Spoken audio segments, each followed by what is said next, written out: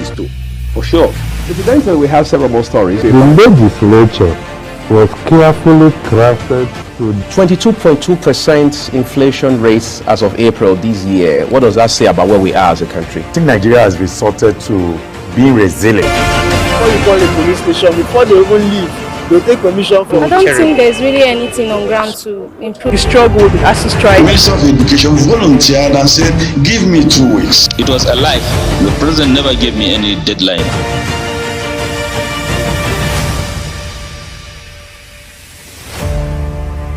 Welcome to Global Morning. The death toll from flooding.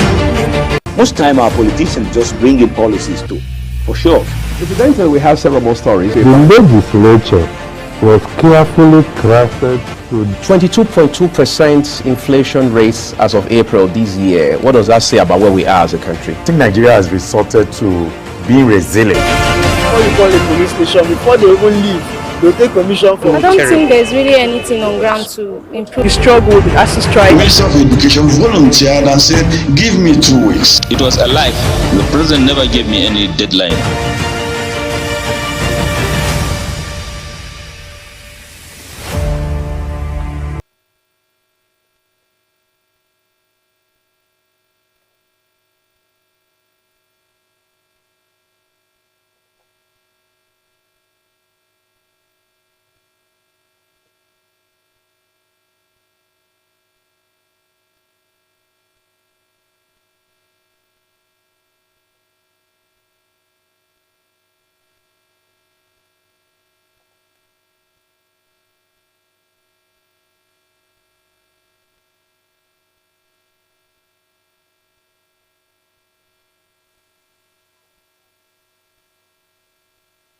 Television. It's another beautiful morning in Nigeria, particularly in the city of Abuja, and I am here to walk you through Global Morning, brightening up your day and keeping you abreast with what's happening in the nation.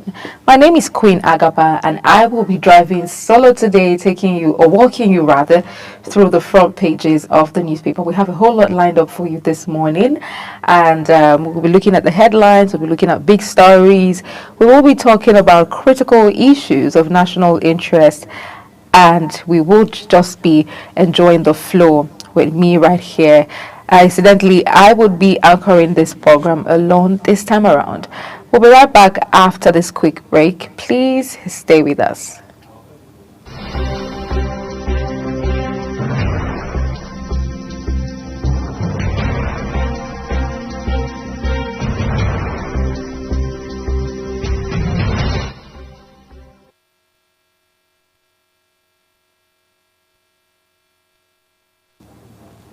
Many thanks for staying with us. If you've just joined us, it's Global Morning here on Global Television, and now we're looking at the front page of the newspaper for you.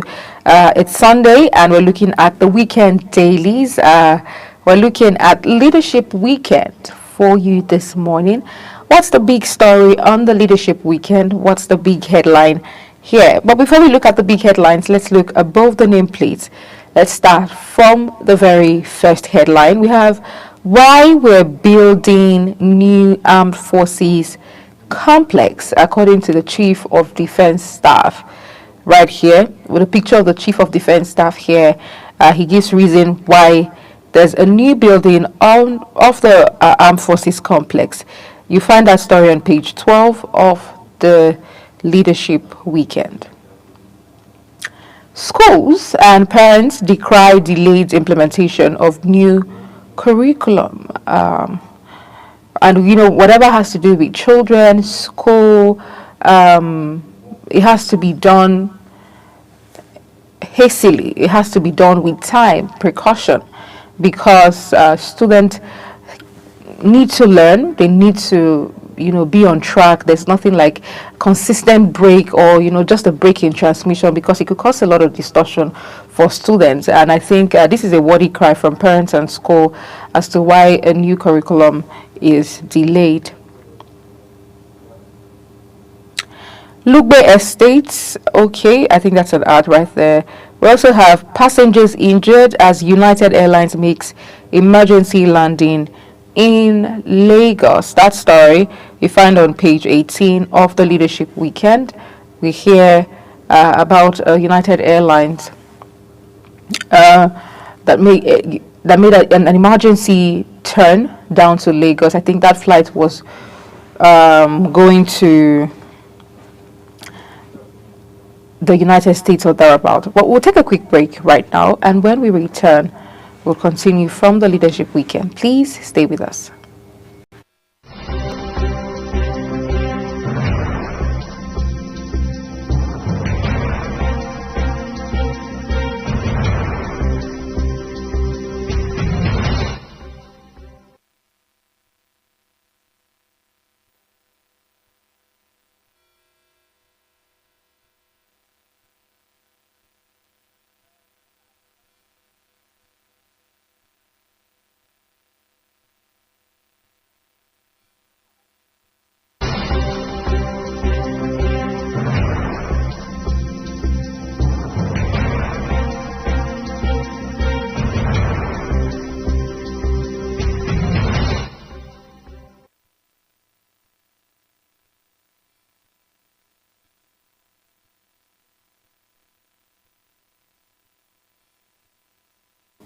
Many thanks for staying with us. We'll continue with the leadership paper right here.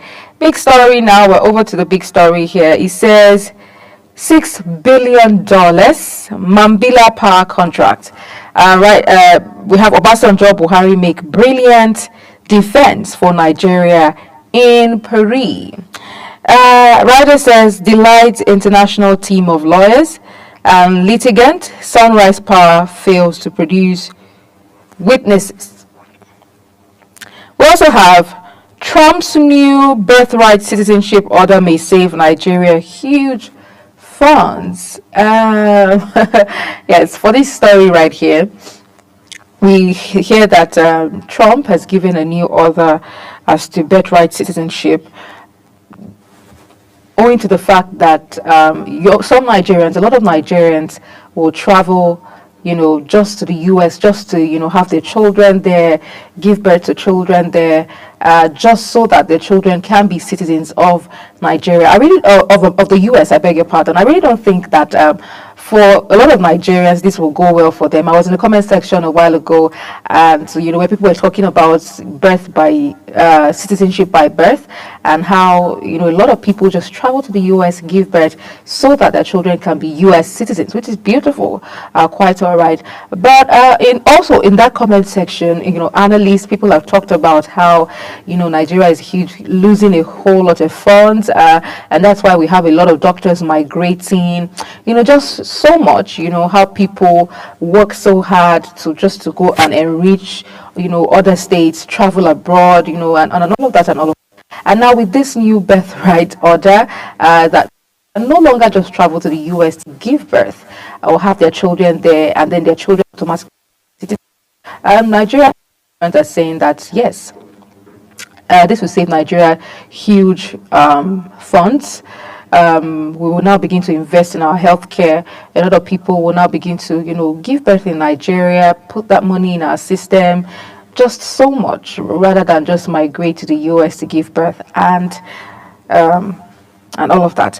Well, I would like to know your thoughts. You can send us a message via our social media handles using at Global TV NG, every of our social media handles, so that we get to hear your view, your opinion. Should people be concerned? Should we be worried about the new birthright order?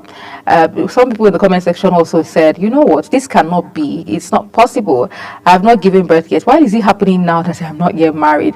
That order should hold on until I give birth in the US, and then it can continue. Well, a whole lot of reactions as regards this new birthright citizenship order by President Donald Trump. We move. We also have other stories lined up for you. We have Kano government.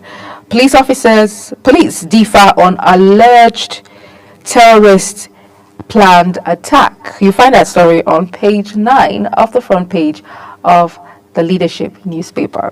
Also, we have Tinubu, FEC, Wike, orders Mon, JT, Useni. That's on page 8 of the Leadership newspaper. We have also most Deco tanker explosion victims were bystanders, travelers, survivors, and bereaved families. According to the survivors of some of the Deco tanker explosion, and also families of those that were victims of the tanker explosion, they said that these people were not just, they were just passers-by, and they were just standing or, hoping to do something along that way when the tanker exploded. Over time, we've talked about how people need to be careful. Outside of this tanker explosion in Deco that just happened right now, right here, we've also talked about the need for a lot of Nigerians to be educated. We understand that accidents can happen, unforeseen circumstances can happen, but we also have a role to play. Now, this is not particularly about the Deco accident, but also to people who are maybe in interior villages. I don't know if it's education that they need to know, but we need to sensitize people a lot more. We need to educate people a lot more about the dangers of scooping fuel from tankers. Some of these accidents can be avoided. Like I said earlier, sometimes accidents can happen. It's an accident, but some of these accidents are triggered by human activities, like scooping fuel from maybe falling tankers and all of that. They can be dangerous. And I want to say that sometimes we attribute some of these things, some of these habits, some of these manners to hardship in the economy.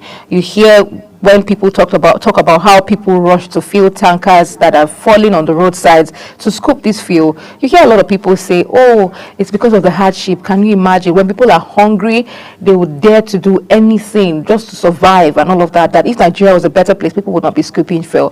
While I agree that there's hardship in the land, I also want to state that sometimes this is due to carelessness and negligence and greed sometimes in the part of these people, and they're just being selfish. Because there's a reason I say that. Even before President Bola Tinubu became president, even before we began to talk about as far back as the 90s, we've continued to have cases of people scooping fuel from fallen tankers, trying to take advantage of the situation, to scoop fuel to sell at black market and all of that. And we've always had cases of this tanker explosion, when people try to scoop fuel from fallen tankers and all of that. And we have continued to sensitize people. And it's not entirely hardship that causes this, because even before things became even more difficult, people have been endangering their lives, endangering the life of their families as well. So we cannot entirely attribute such an act to hardship alone. So people need to be careful, because when you die, most of those people are breadwinners. I understand that while they're trying to scoop up this fuel to sell, to make money, to augment some of the things in their lives, if anything happens to you, your family will suffer. You would even be putting your family into more painful situation, more havoc for your family. And we need to be careful. We need to be careful, because when it comes to fuel like this, anything can happen. A trigger, just one light, just one match, and there are more cases of explosions than those who manage to escape explosions, because we're talking about fuel here, highly inflammable. How much more fuel that is exposed, and there are a lot of people. Anything can happen. We've had cases where stones, just the heat of stones, that friction between stones can cause a spark. So it's not necessarily before people bring matches, lighters, or anything that has fire. These days, anything can happen, and we need to be extra careful. Extra careful. It's just unfortunate that we have here that now that the families and survivors of these tanker explosions are saying that they were just passers-by and had nothing or no hand in that business. Well, these are all the stories we have on the front page of the Leadership Weekend. Let's look at our next point of call, which is Sunday Vanguard. There's something about the weekend papers. They're a lot more versatile as opposed to how we have our dailies, our week dailies. front page of papers where there's serious issues. Also in the weekly papers there's serious issues, but you have a tweak to it. There's a bit of entertainment, there's a bit of something to just shift your attention from the very political and sensitive topics. Right here we're starting with big story right on the front page of the Sunday Vanguard. We have quit Southwest now or die. Gani Adams and other Yoruba leaders warn Boko Haram ISWAP operatives hibernating in region, warning them to stay away from the Southwest. We've had rumors of ISWAP and Boko Haram and some terrorist group being hibernating in certain parts of the Southwest, waiting to carry out their disastrous act. And then we have Gani Adams and other Yoruba leaders warning Boko Haram to quit Southwest and to stop hibernating in the Southwest. You find that story on page 9 of the Sunday Vanguard. About the nameplates, we have Lagos. First of all, we have Yoruba Nation agitators. Muslims disagree as Sharia panel spreads in the Southwest. That story, page 6 of the Sunday Vanguard. You find that story there. We also have Lagos Obasa's impeachment stands, according to lawmakers. And ex-speaker returns defiant. That story is on page 8 of the Sunday Vanguard. In another tanker fire, many burnt alive in Enugu. We have sad stories about tanker explosions. Again, here in Enugu, many burnt alive in Enugu. I would also reiterate that we need to be careful, extra careful around tankers that are carrying inflammables. We need to be careful. Let's stay away. And also our tanker drivers should be more careful, extra careful. Some of the reasons why we have fallen tankers, tankers that just fall by the wayside or fall by the road, is sometimes the drivers may be careless. Another time they might be overworking themselves. Like I said during the festive period where I talked about drivers overworking themselves, our drivers need to be careful, quite frankly, and also they need to understand that they're working with a human body. They're human, they're not woods, and they need to have proper rest because their job requires a lot of focus and attention, and you cannot be focused and attentive if you are suffering from fatigue. And so if you're a driver or if your work requires a lot of focus and attention, you need to take proper rest. You mustn't run countless shifts. Some people are running, traveling today, traveling tomorrow, traveling. They barely have time to sleep, and then that's why we have increased cases of accidents, because most of these drivers are sleeping on the road, particularly tanker drivers. Tanker drivers, if you own a tanker or if you own a company where you hire these drivers and all of that, you need to enlighten them. You need to give them time to rest properly. You need to ensure that these people don't run multiple shifts so that our roads can be safe for them, for your business, and for commuters on that road. We need to be particular about the welfare of our drivers, just so that we can reduce cases of these explosions. Okay, and then to people, commuters, to people who live around, the express or anywhere.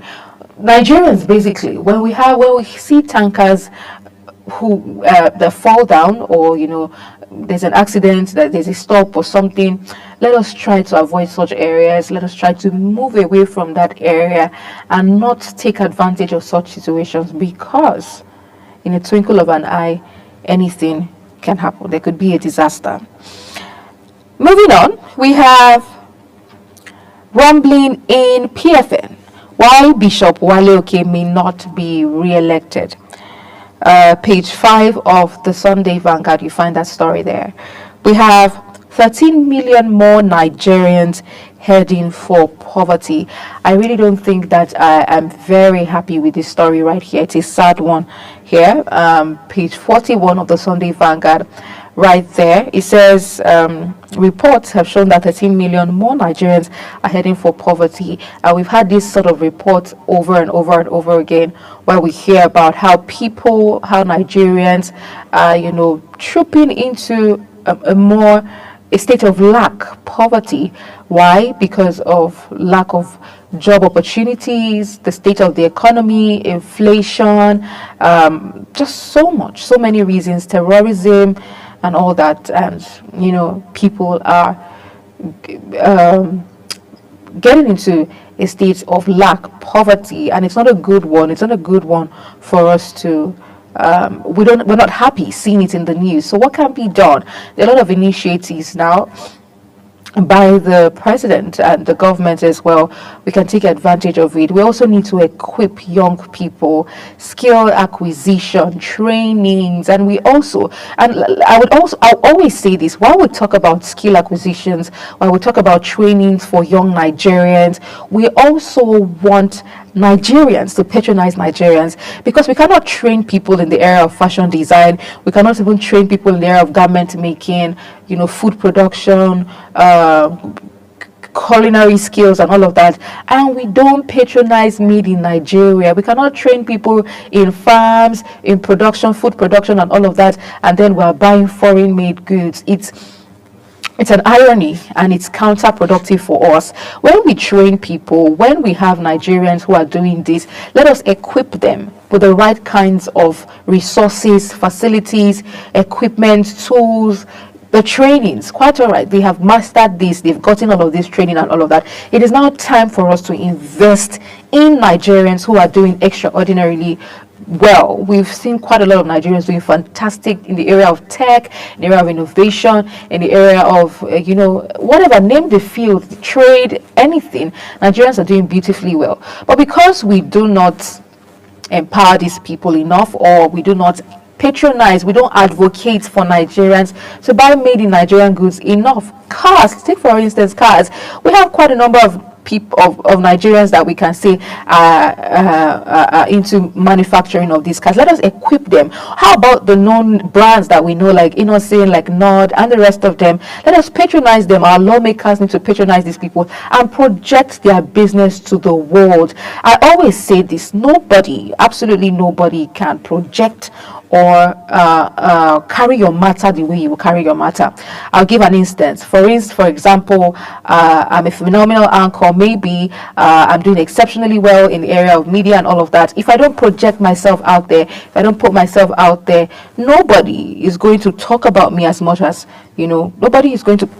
I want to believe that you understand what I'm talking about. How I put my business out there is how people see it and how people resonate with it, and how people, whatever I call myself is what people call me. And so Nigerians, if we don't talk about our brands, people out there, people in other countries will not see us like that. If we don't project them, let us give them space in the media, on TV, on radio. Let us do all we can to ensure that Nigerians are out there. Talk about these brands that are doing fantastically beautiful things. Let's talk about them. Let us project them so that other people can patronize us. Let us put us in good light so that people can patronize us.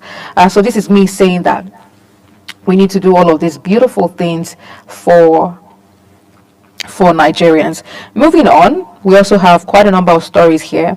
We have Tinubu commissions 5 LNG plants this week to boost in-country gas utilization, according to the NNPCL. You find that story on page 41 of the Sunday Vanguard. PDP imbroglio. Feb NEC meeting shaky as Wike Governors Forum chair flex muzzles. You find that story on page 7 of the Leadership Vanguard. What do we have here? Why I don't want marriage now. Carolina Danjuma right there. She says, if you watch the Real Housewives of Lagos or Young and Famous, if I'm not mistaken, one of those reality shows, she must have attributed this statement right there. We find that story on page 26 of the Leadership. The Sunday Vanguard, I beg your pardon. Lastly, we have January 15th, 1966 coup. Eyewitnesses to history. How I discovered the bodies of Prime Minister Balewa, Finance Minister Okotie Ebo in the bush. This statement is attributed to Olusegun Oshoba. You find that story on page 12 of the Sunday Vanguard. These are the stories we have on the front page of the Sunday Vanguard. Let's take a quick break. When we return, we will be looking at other papers for you. Please stay with us. We'll be right back.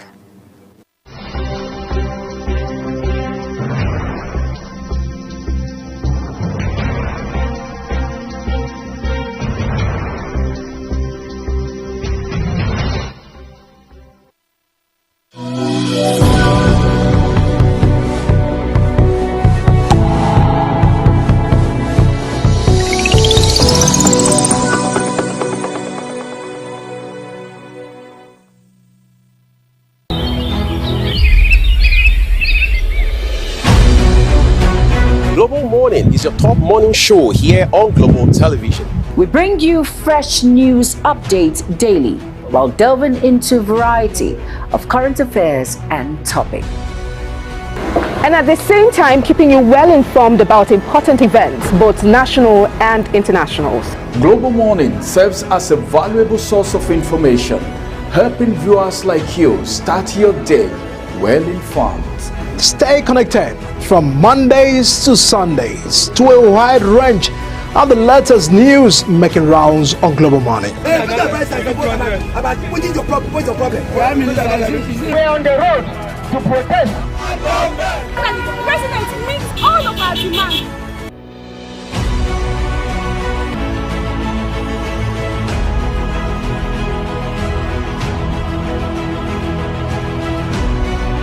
This is Global Morning.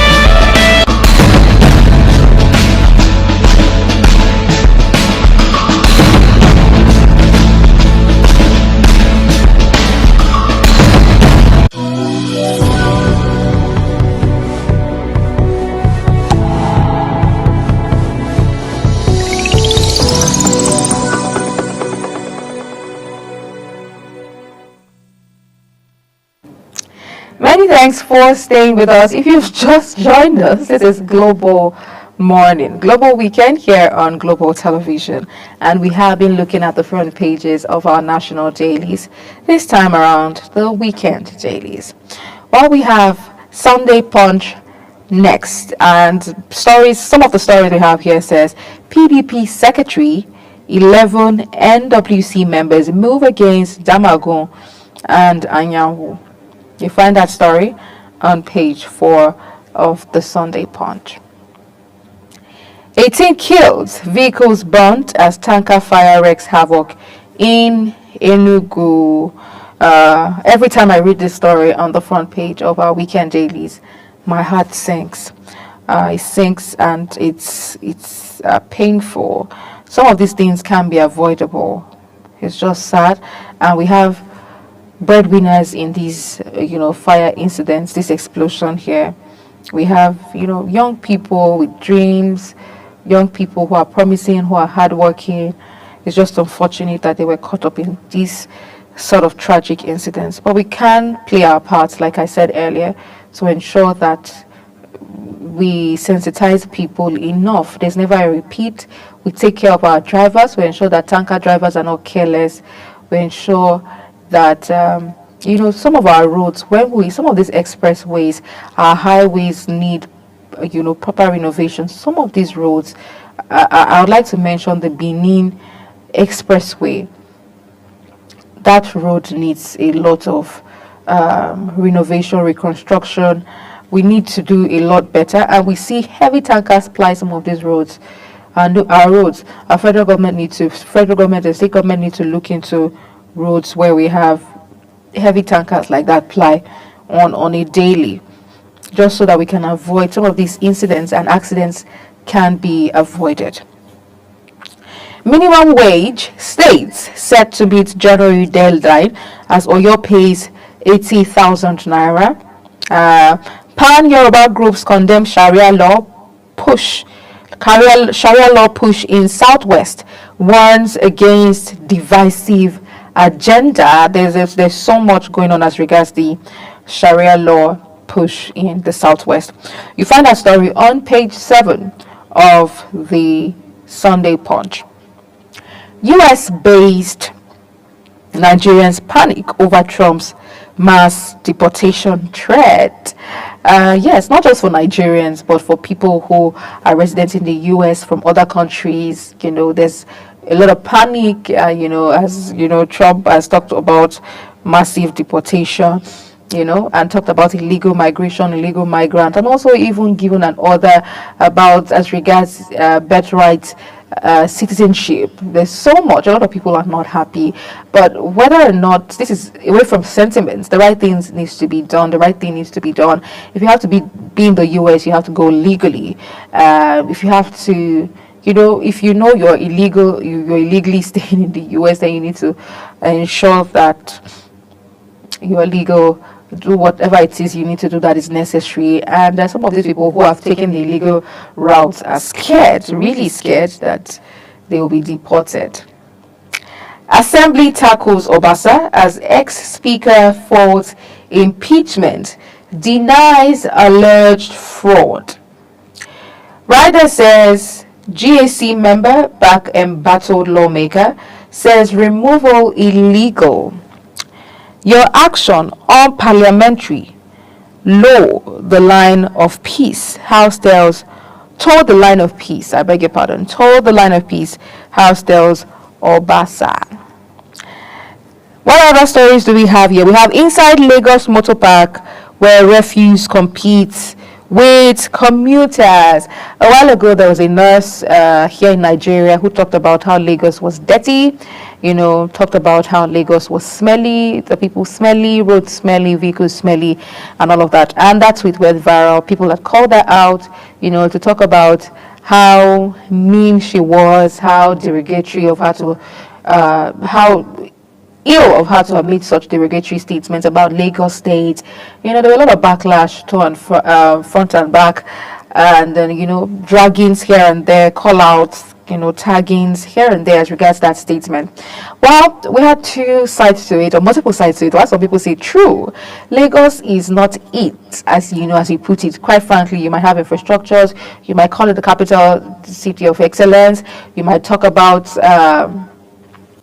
commercial hub of Lagos. You talk about how Africa benefits from Lagos, how you talk about a whole lot, but the fact still remains that Lagos is not it in terms of sanitation, particularly in certain areas, motor parks and all of that, and even on the roads, how waste, refuse dump and all of that is being trashed. People have made that statement here and there that for a city like Lagos, we shouldn't be having such scenarios. The other people there say, Lagos is it, in a state that pays you where you work, and all of that. If it were so, why are you living in Lagos? If you think you need to call out Lagos, talk to Lagos, say so. A lot of back and front. And this lady finally gets a job in the US and tweets again that yes, she would be leaving Lagos, particularly as she has now, gotten a position to leave for the US where she works as a nurse. Why am I bringing all of these scenarios or instances? We have here on the paper, on the front page of the Punch, the Sunday Punch here, that says that Lagos motor parks where refuse competes with commuters. And we have a picture right here that actually validates this statement, because we see refuse dump around, buses in Lagos. That's the motor park. That's to tell you how much refuse dump and the habit of refuse dump or refuse disposal is. I grew up in Lagos, and believe me, we have Lagos State Waste Management. We have, as a then, Lagos State Waste Management Agency, LOMA, that is still in operations. And, as much as we had people who even take care of the roads, take care of the roads and all of that, we still had some places in Lagos that the waste management system there was pathetic, and a lot still needs to be done. And it's just so sad that we still see in the papers now that even in Lagos, until now, we're talking about 2025, the waste dump system, the waste management system in some areas is nothing to write home about. We hope that the Lagos State Governor, Babajide Sanwo-Olu, looks into this, and relevant agencies as well look into proper waste dump or proper waste disposal. Now, I want to use this medium, this story has just prompted me to talk about waste disposal, not just in Lagos, but in cities around Nigeria, whether in Lagos, whether in Abuja, Enugu, Port Harcourt, Benue, wherever we find ourselves. We will soon be approaching the rainy season, and we need to take proper precautions as regards waste dump system, waste management system. The thing is, we don't know that there are a lot of sides to all of these things, our habits to waste disposal. It can come back, it can hurt us, it can harm us. Aside from the fact that we're approaching the rainy season and people will soon start to trash their dumps in, water lines and all of that, so that the rains can sweep it away and the dump ends up becoming a blockage, and then we have where a place that's supposed to be a drainage now becomes blocked, and that's where we begin to have flooding. And some of the adverse effects of flooding can even cost you the lives of your life and that of your family, your properties, your loved ones. But aside that, when a water becomes stagnant, it can be dangerous. Stagnant water around your environment can be dangerous to your health, that of your family as well. We're seeing a report somewhere around where people talked about stagnant water, and communities that do not have proper waste management system, how a lot of them fall ill, some of these diseases or sicknesses or illnesses that are predominant within such areas. You don't want such a thing for yourself, and so we must begin to be careful and cautious so that we don't have or begin to experience the effect of some of our bad waste disposal habits or attitude. So I hope we take caution and we do the needful as regards waste disposal and waste management. Now we're looking at from smoking to sexcapades, e-hailing drivers share wild adventures of daily rides. I mentioned about how I love the weekend papers. Aside from very serious issues of national interest, there's some tweak to it, and just some stories that are away from the very serious stories, as we'll put it. But this is also very crucial and very important. While we say that passengers fear for their lives when they take e-cabs, I'm talking about Uber, Taxify, and Riders, and all of the other apps that we have, e-taxis. While passengers will share their ride details, share what's important to them as regards the rides they take, even in the night, these drivers are also afraid for their lives. I've had cases where drivers talk about their experiences. Some of them are even afraid to take up trips at night because drivers can also be victims of, abuse. They can be victims of kidnapping too. So these drivers fear for their lives as well. The sad thing is, drivers they're not always all out, on social media to talk about some of these things that they face. While an abuse can come in different form. Right here in the papers, we talk about, the paper is saying right here, say, from smoking to sexcapades, e-hailing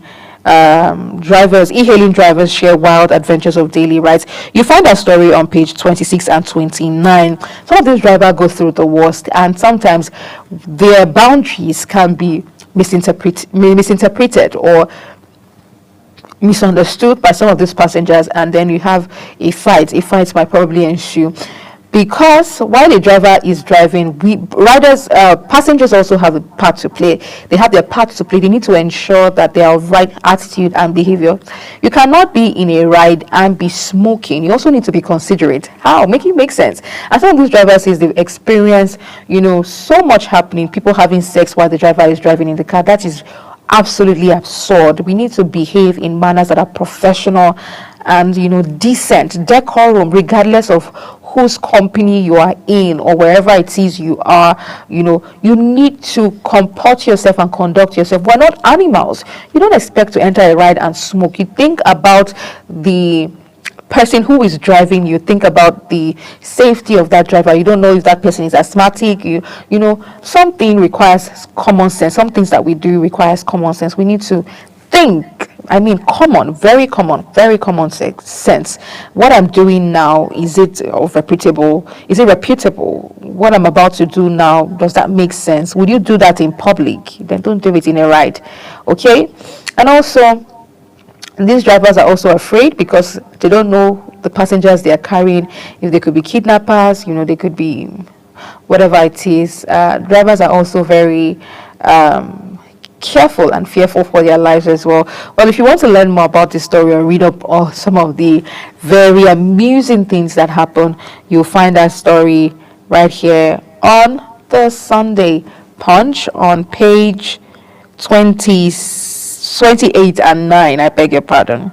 Lastly, on Sunday Punch, we have magistrates decry poor pay, life in retirement. Decry poor pay and life in retirement or after retirement. We need to look at some of our public servants and their retirement packages, particularly for military officers. There's inflation, there's so much right now, and we want to ensure that they're well compensated. The monies they earn before now, those who retire from civil service, it cannot be compared to, or the monies they are paid, as their retirement benefit or package, cannot be compared to what it is now. Those who have gone before them were able to utilize these monies, effectively. But those who are retiring now, because of how much the prices of things have tripled, I was opportune to speak to some military officer who just recently retired, a military personnel who just recently retired, and he spoke about how they are being paid a certain amount of money, and prior to this time, those who retired, when they're paid this money, they're able to do a whole lot of things, build houses, buy cars for their wives, do certain things, set up businesses. But now, because of how much the prices of things have tripled, not just tripled, as far as 6 times the price, it's alarming. And so this money can barely, build a comfortable house for these people. So we want to look at, and so that's why we have a lot of people going to depression, thinking, after spending maybe 35 years in service, you're retiring and there's absolutely nothing tangible to fall back on. So we want to look at our civil servants, the lives of our civil servants before and even after retirement, to ensure that they're well compensated. These people have spent their life, 35 years of their life in the service, ensuring that they serve this nation. What becomes of them after? I think this is a thought to ponder on, and ensure that people are well compensated and paid for their hard work. Moving on, we have the Guardian weekend. We have quite a number of stories on the Guardian weekend for you. Let's look at the big story here. It says 4 years on, after 4 years, why AfCFTA's impact on Nigeria's trade, integration, economic growth remains lean. You find that story on pages 8 to 9 of the Guardian. Above the Guardian nameplates, BC Akonde, an astute politician and political party administrator at 86. Also, the business community is well pleased with Tinubu's economic reforms. Sanjay Jain. And then we also have here, police raise alarm of planned terrorist attacks in Kano State. And then we have Trump Watch, hashtag Trump Watch, who will put Nigeria first. These are the stories we have on the front page of the Guardian newspaper. Let's move on quickly to our next point of call, which will be Weekend Trust newspaper. Tinubu appoints Ganduje, Akinyemi, Gauna, others as board chairmen. That story is on page 26 of the Weekend Guardian. The Weekend Trust, I beg your pardon. The Weekend Trust, you find that story right there. Malud, here we have police, Kano government, trade words over terrorism alert. Remember we saw in the Guardian where police raised alarm of planned terrorist attack in Kano. Now that the police has raised alarm, I want to believe that all security agencies, parastatals, personnel, intelligence units are on guard to ensure that there's not a successful terrorist attack in Kano State. And then we have here also on the Weekend Trust, police and Kano government trade words over terrorism alert. We will find that story on page 26. You should look it up to see what this banter is about. Northern music industry needs facelift. Morale. You find that story on page 21 of Weekend Trust. Really, does the Northern music industry need a facelift? I don't listen to that much, but I think we have a lot of beautiful artists, musicians from the North. But do they need a facelift? Maybe they do. And then sacked from FCT, IDPs pick up PCs in Nasarawa State. Victims drawn from Katsina, Zamfara, Sokoto, and others. Bandits set my husband and daughter ablaze. Wow, this is sad. This is really sad, and I really hate to, read up these stories on the front page of the paper. It gets me emotional where we hear of these terrorist and bandit attacks on families. Right here, a mother and a wife is saying that right before her very before, bandits set her daughter and her husband ablaze. That's so much a burden to bear. And these IDPs have been sacked from the FCT. The papers say that they were drawn from other states like Zamfara, Sokoto, Katsina, just other northern states to the FCT, and so these IDPs have now been displaced from the FCT, and they are now finding their way around neighboring cities like Nasarawa State. This brings me to say that we need to do more for internally displaced persons. Sometimes, even on the papers, we hear stories about how these people are displaced, even in camp, how they are molested, how that the resources that are meant for internally displaced persons are shared among camp workers, a whole lot, how they are ill-treated. So much goes into these camps, but yet the internally displaced people receive so little. It is disheartening. It is sickening to know that right where these people are trying to seek solace, they are also being marginalized where they are supposed to be getting help. And for everybody who, or every person who is in position to help these internally displaced persons, whether in their camp, let us have some sense of humanity, morality, conscience, so that anybody can be displaced at any time, so that what happened to these people do not befall you. Let us treat people like our siblings, our brothers and our sisters.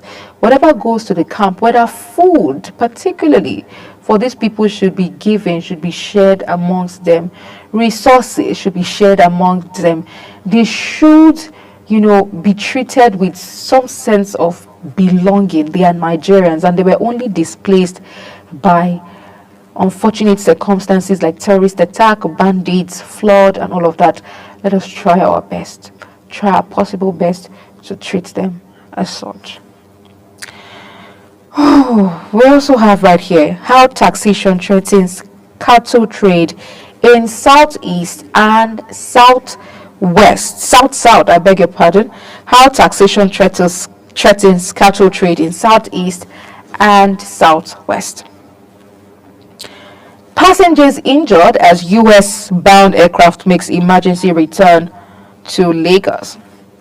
We heard about the emergency return to Lagos from a US-bound aircraft a few days ago, and we hear that some of the passengers were injured, but we thank God that it didn't escalate or didn't go beyond what has happened. Moving on, let's look at the Sunday Times for you. But we'll look at this paper. The big story here says, Atiku, Mark Mon late Useni. Atiku says, Mark Mon late Useni. Retired generals responsible for illegal mining, Oshomole tells Tinubu. Senator Adams Oshomole tells President Tinubu that retired generals are responsible for illegal mining in the country. What else do we have right here?